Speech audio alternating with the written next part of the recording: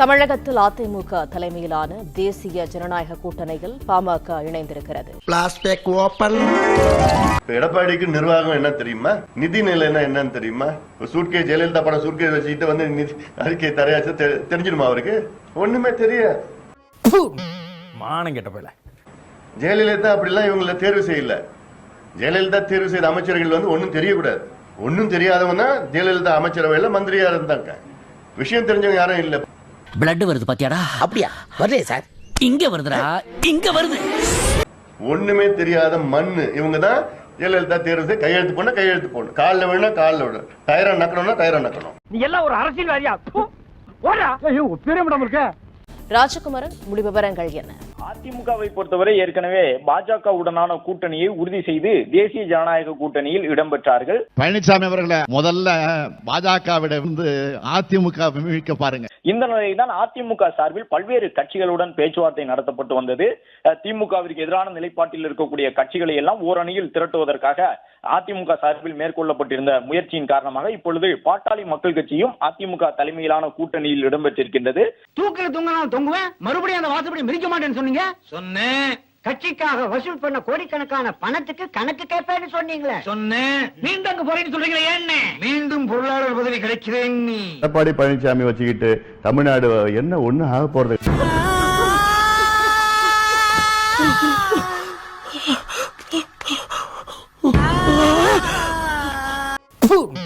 மானம் கெட்ட போல எடப்பாடி பழனிசாமி சுத்தமா என்னன்னு தெரியும், சமூக நீதி தெரியும். மேடையில ஏதோ வந்துட்டு பேசிட்டு போறார். ஏதோ பழனிசாமி சிரிச்சிட்டு இருக்கான்னு நினைக்காதப்பா.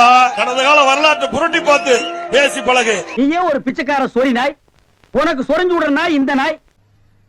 அதிமுகவுடைய நண்பர்களுக்கும் வாக்காளர்களுக்கும் என்னுடைய பணிவான ஒரு வேண்டுகோள். ஒன்று மட்டும் சொல்லிக்கொள்ள ஆசைப்படுகிறேன். என்னடா சொல்ல போற? உங்கள் வாக்குகளை வீணாக்காதீங்க. ஏன் நான் சொல்றேன்னா, அதிமுக தமிழ்நாட்டை ஆளுங்கட்சியும் கிடையாது, மத்தியிலே ஆளுங்கட்சியும் கிடையாது. இந்த தேர்தலில் எடப்பாடி பழனிசாமி முதலமைச்சர் ஆக போறது கிடையாது. எப்பவுமே மற்றவங்களை கீழே இறக்கிட்டு நம்ம மேலே ஏறி வரணும்னு நினைக்கிறது தப்பு. நம்ம மேலே ஏறி வந்ததுக்கு அப்புறம் இடம் இல்ல, கொஞ்சம் கீழே இறங்கிக்கோங்கன்னு ஆசை சொன்னா அவங்களே இறங்கிடுவாங்க. இந்த சட்டப்பேரவை தேர்தலை பொறுத்தவரை திமுகவிற்கு கடுமையான நெருக்கடியை ஏற்படுத்தி ஆட்சியை மீண்டும் கைப்பற்ற வேண்டும் என்பதுதான் தங்களுடைய நோக்கம் என்பதை அதிமுக சார்பில் தொடர்ந்து சொல்லி வருகின்றார்கள். ஓஹோ, பொதுமக்கள் கிட்ட நல்ல பேர் வாங்கி அப்படியே ஆட்சி பிடிக்கலாம்னு பாக்குறீங்களா? இந்த பாரு, இந்த ஏரியாவில் நான் இருக்கிற வரைக்கும் அது நடக்காது. திரு அன்புமணி ராமதாஸ் அவர் பேசுறாரு. அண்ணா திமுக கூட்டணி இருந்தாலும் சரி, திமுக கூட்டணி இருந்தாலும் சரி, ஐயோ பிச்சை போடுங்க, ஐயோ பிச்சை போடுங்க, ஐயோ பிச்சை போடுங்க கூட. நம்ம கட்சி வளராததுக்கு காரணம் கஜானா காலி ஆயிடுச்சு. உடனே நிதி திரட்ட ஏற்படும். அப்படித்தானே போட்டு நாடாளுமன்ற ஆகிக்கிறீங்க. திரு அன்புமணி ராமதாஸ் அவர் பேசுறாரு. குறைச்சு பேசாதீங்க, நானும் எஜுகேட்டட் ஃபேமிலி. என்னது எச்சுக்கல ஃபேமிலியா? ஒரு வேடந்தாங்கல் பறவை மாதிரி அடிக்கடி கூட்டணி மாத்திட்டு இருக்காரு. என்ன எல்லாரும் அடிக்கடி கட்சி மாறுறவன்னு இங்க சொல்றானுங்க. அவனுங்களை நான் ஒண்ணு கேட்கிறேன். குறைஞ்சு மரத்துக்கு மரம் தவம் போது மனுஷன் கட்சி தவற என்ன தப்புங்க? அந்த ஏரியில தண்ணி நிரம்பி இருக்கும்போது வரும், தண்ணி வத்தினா போயிடும், மறுபடியும் தண்ணி வரும்போது வரும். அப்படி ஒவ்வொரு தேர்தலையும் கூட்டணி மாறி மாறி வச்சுட்டு இருக்கு. பதில் சொல்ல வேண்டிய அவசியம் இல்ல. வெக்கமா இல்ல, வெக்கமா இல்ல, வெக்கமா இல்ல.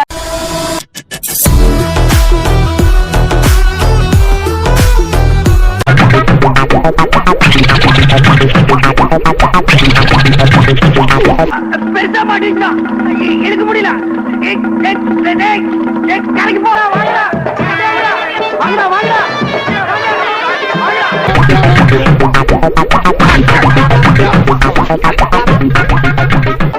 இங்க வந்து பாருங்கண்ணே, இது என்னன்னு தெரியல. அண்ணே கடல் பண்ணிங்க. பாமகவில் இருந்து அன்புமணியை நீக்குவதாக சற்று முன்னர் ராமதாஸ் அறிவித்திருந்த நிலையில், டே தகப்பா, இது நியாயமா? உனக்கு அடுக்குமாடா? என் தலையில கள்ளத்துக்கு போட்டு என்னப்பா செய்யறது? விதி விளையாடுச்சப்பா. நாய, நீ விளையாண்டு போட்டு விதி மேல பழி போடுற. சில நிமிடங்களிலேயே பாமக தலைவர் என குறிப்பிட்டு அன்புமணி அறிக்கை ஒன்றை வெளியிட்டிருக்கிறார். எந்த சங்கத்துக்கு சார் நீங்க செயலாளர்? இப்போ உன்னை பதவி விட்டு தூக்கி 10 நிமிஷம் ஆகுறா என் பொட்டேட்டோ. பாமகவில் இருந்து முற்றிலுமாக அன்புமணி நீக்கப்பட்டு விட்ட போதிலும் கூட, ராமதாஸ் அந்த அறிவிப்பை வெளியிட்ட போதிலும் கூட, அன்புமணி தலைவர் என்ற பதவியுடன் தான் அறிக்கையை வெளியிட்டிருக்கிறார். என்ன பொறுத்த வரைக்கும் அவனை நான் தலைமொழிகிட்டேன். பாமக நிறுவனர் ராமதாஸை அன்புமணி சந்தித்த நிலையில் கட்சித் தலைவர் பதவியை அன்புமணி கேட்டதாகவும் அதற்கு ராமதாஸ் மறுப்பு தெரிவித்ததாகவும் தகவல் வெளியாகியுள்ளது. இப்ப என்ன சொல்ற? முடியுமா முடியாதா? முடியாதுடா. ஏய் வாங்கடா. குறிப்பாக அன்புமணி மீது ராமதாஸ் அடுக்கடுக்கான குற்றச்சாட்டுகளை முன்வைத்தார்.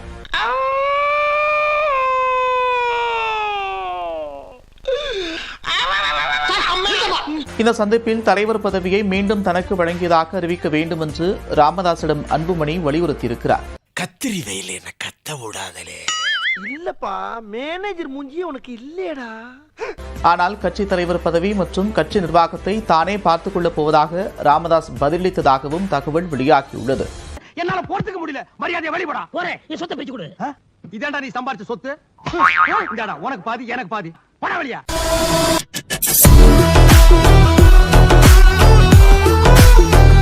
இந்த பாமகக்குள்ள அப்பமய சண்டை எதுக்காக போகுதுன்னு தெரியுமா? துட்டு துட்டு துட்டு துட்டு துட்டு. அது ஒரு அதிகார பிரச்சனை, பண பிரச்சனை, அதிகார போட்டி, அவ்வளவுதான் யோசிக்க. சொத்து பிரச்சனை, பங்காளி சட்டை. ஏய், ஒன்னதான் சொல்றேன். இல்ல உங்களை தான் சொல்றேன். உங்க ரெண்டு பேரும் சேர்த்தாயா சொல்றேன். அவ்வளவு வசமா இருக்கும். அதெல்லாம் யோசிக்காதீங்க. அப்புறம் மாம்பழ சீசன் முடிய போகுது. மாம்பழ சீசன் எவ்வளவு கேவலப்படுத்துறாங்க பாரு, எவ்வளவு அசிங்கப்படுத்துறாங்க. இப்ப இந்த அப்பமய சண்டையில மக்கள் ரெண்டாக பிரிஞ்சுட்டாங்க. மக்களே, இந்த கட்சியை சார்ந்தவங்களே. உங்களுக்கு எத்தனை பேர், எனக்கு எத்தனை பேர்? யோ, தலைவர் பக்கம் யார் யார் கை தூக்குறது? ஏய், 5 பேரா? பாக்கி பேரெல்லாம் என்னடா நீங்க? அவ்வளவுதான், கையை மடக்குங்க. ஏன் பக்கம் கை தூக்குங்க. சில பேர் வந்து அப்பா முட்டாளா இருக்காரு அப்படின்னு சில பேர், இன்னும் சில பேர் வந்து பையன் முட்டாளா இருக்காப்ல அப்படின்னு முட்டாள் தான். ராகு கேது மாதிரி இப்படி ரெண்டு பேரும் ஒன்னா உக்காந்துக்கிட்டு போற வரவங்கிட்ட எல்லாம் வாங்கி கட்டிக்கிறீங்களே, உங்களுக்கு வேற பொழப்பே கிடையாது. உண்மையில யாரு தெரியுமா முட்டாளு? மக்கள் தான் முட்டாள். மக்கள் தானா? அந்த காலத்துல இருந்து இந்த காலம் வரைக்கும் உன்னையும் உங்க அப்பனையும் தாண்டா இந்த ஜனங்க நம்பிக்கிட்டு இருந்தது.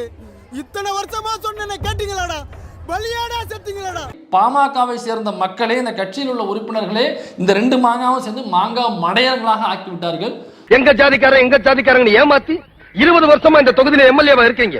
என்ன வசதி பண்ணி கொடுத்துருக்கீங்க? பாமகவில் நடந்துட்டு இருக்கிற இந்த பிளவு பெரியையாவே வந்து கண்ணீர் வடிக்கிற அளவுக்கு நிலைமை மோசமா போயிருக்கும் அப்படின்றதெல்லாம் நாங்கள் எதிர்பார்க்கவே இல்லை.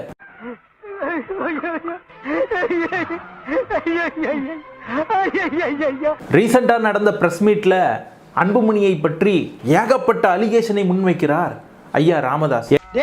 பாவி, பஞ்சம் தீக்கிற நேரமாடா இது? நான் உனக்கு என்னடா துரோகம் பண்ணேன்? என்னென்ன குற்றச்சாட்டுகள்லாம் முன்வைத்தாரு அப்படின்றத பத்தி விரிவாக பார்ப்போம். குடும்பத்தில் எல்லாரும் உட்காந்து முகந்தல் சமாச்சாரத்தை பேசினாங்க. எல்லாரும் சரி பேசும்போது அம்மா ஏதோ சொன்னாங்க, ஏன்பா உன் 2வது மகளை போட்டிருந்தா நீ சும்மா இருப்பியா? பேசாம தானே இருந்திருப்பேன் அந்த பொறுப்புக்கு. அதாவது அன்புமணியினுடைய மகளை அந்த பொறுப்புக்கு போட்டிருந்தா அமைதியா தானே இருந்திருப்பேன். அப்படின்ற மாதிரி அம்மா கேட்டிருக்காங்களாம். அப்படின்னு சொன்னதான் அங்க உட்காந்து பாட்டில தூக்கி அம்மா மேல அடிச்சான். இவனை 10 மாசம் சுமந்து கஷ்டப்பட்டு பெத்த இந்த வயித்தை பிரண்டைய கொண்டே அடிச்சுக்கணும். நல்ல வேலை அவங்க மேல படல, செவுத்துல பட்டுது. பாட்டில் மேல பட்டிருந்தா என்ன ஆயிருக்குங்க? அவ்வளவு குடும்பம் பண்றானா அவன்? இவனை பார்சல் பண்ணி மதுரைக்கு அனுப்பாதீங்கய்யா. எங்கயாவது மலங்காட்டு பக்கம் சொல்றேன் ஒரு சாம்பிள். ஓ, இதுவே சாம்பிள் தானா? இது இல்லாம ஏகப்பட்ட மேட்டர்கள் இருக்கும் போல இருக்கே. இப்படி அன்புமணி பாட்டில் மணியாக மாறி தன்னுடைய குடும்பத்தில் இருக்கக்கூடிய தாய் தந்தையினரை இப்படி கொடுமைப்படுத்துறார் அப்படிங்கிறது ஐயா பேசுறது மூலமா தெரிகிறது. ஒரே அடியில 2 பேர் அப்படியே சுக்கு சுக்கா நொறுங்க போறீங்க. அன்புமணியை 35 வயதில் என்னுடைய சத்தியத்தையும் மீறி மத்திய கேபினட் அமைச்சராக்கி நான் தான் தவறு செய்து விட்டேன். ஐயோ ஐயோ ஐயோ, ஏங்க புழுகுறீங்க? ஐயா செய்த தவறு என்னன்னா தன்னுடைய மகனை கேபினட் அமைச்சர் ஆக்கி வேடிக்கை பார்த்தது தான். அதாயா உன்னை வீட்டுக்கு விரட்டி அடிக்கிறாங்க. என்ன தவறு செய்தேன் என கேள்வி கேட்டு என்னை குற்றவாளியாக மக்கள் மத்தியிலும் கட்சிக்காரர்களிடமும் அடையாளம் காட்டி அனுதாபத்தை பெற முயற்சிக்கிறார். நான் என்ன தவறு செய்தேன், சில நாட்களாக எனக்கு இதே யோசனை தான் அப்படின்னு அன்புமணி ரொம்ப ஃபீல் பண்ணி பேசியிருந்தார் ஒரு இடத்துல. அதைத்தான் சொல்கிறார் ஐயா. ஒரு மாதமா எனக்கு வந்து பயங்கர மன உளைச்சல். எனக்குள்ள பல கேள்விகள் தினமும் நான் கேட்டுட்டு இருக்கிறேன். என்னடா நான் தப்பு பண்ணேன்? என்ன நான் தப்பு பண்ணேன்? எல்லா தப்பையும் நீங்க தான் பண்ணீங்க. போதும்பா, சின்ன வயசுல இருந்து நீங்க எனக்காக பண்ணதெல்லாம் போதும். நான் இறந்ததெல்லாம் போதும். இனிமே வேணாம் ப்ளீஸ். எந்த குழந்தையும் நல்ல குழந்தைதான் மண்ணில் பிறக்கையிலே. நான் அதற்கு பதில் சொல்லித்தானே ஆக வேண்டும். அன்புமணி தான் தவறு செய்தவர். அது நல்லவராவதும் தீயவராவதும் அன்னை வளர்ப்பதிலே. பாமக நிறுவனர் ராமதாஸ் கூட்டிய மாவட்ட நிர்வாகிகள் கூட்டத்தை 90% நிர்வாகிகள் புறக்கணித்தனர். என் பேச்ச மதிக்காம என்ன புறக்கணிச்சது எனக்கு அவமானமா இருக்கு. இதுக்கு முன்னால ஒரு அவமானப்பட்டதே இல்லையா? ரீல் விடுவான். 108 கட்சி மாவட்டங்களில் உள்ள 108 மாவட்ட செயலாளர்களில் 10 பேர், மாவட்ட தலைவர்களில் 12 பேர் மட்டுமே பங்கேற்றனர். எனக்கு வருத்தம்ப்பா, எனக்கு ரொம்ப வருத்தம். இத்தனை நாள் என் கூட பழகிட்டு இப்படி பண்றீங்க, அசிங்கமா இருக்குடா. கட்சி ஆரம்பிச்சு எத்தனை வருஷம் தெரியுமா ஆகுது? 35 வருஷம் ஆகுது. 35 வருஷத்துல ஒரு 35 பேரை கூப்பிட முடியல. நீ எல்லாம் ஒரு கட்சி வச்சு நினைச்சிட்டு இருக்க. அந்த கட்சிக்கு எல்லாம் தலைவர் நீ எல்லாம் பேச்சோட சரிடா, விளங்காதவன. நீ எல்லாம் ஏன்டா உசுரா இருக்கா? வயசு தான் ஆச்சு, செத்து போய. ஏன் உயிரோட இருந்து சட்டத்தை பாஸ் ஆக்கி எங்க தாலி எல்லாம் அறுக்கிற? ஒரு 13 பேர் கூட்டம் நடந்தா 35 பேர் கட்சி நடந்தது. வெக்கமா இல்ல? ஊரே என்ன பார்த்து சிரிக்கிறதா நினைச்சா எனக்கு அவமானமா இருக்கு. அவமானமா இருக்கு. அவமானமா இருக்கு. சாவேண்டா, நீ இருந்த பெத்தவங்களுக்கு நஷ்டம், ஊர்க்காரங்களுக்கு கஷ்டம்.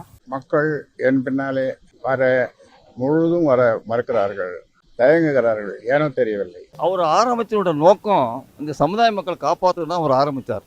ஆனா அந்த அடிப்படையில் அந்த சமுதாய மக்களை அவர் காப்பாத்தல. நீ எனக்கு ஓட்டு போடுவே? போட மாட்டேன். முன்னாடி போடவே கூடாதுன்னு சொல்லிடுவேன்ல. நீ அது போடுவே? போடவே மாட்டேன். எங்கிட்ட வாங்கி தீர நாய் நீங்க 2 பேரு, நீங்க 2 பேரும் ஓட்டு போடலாம். அடுத்து போடுவேன்.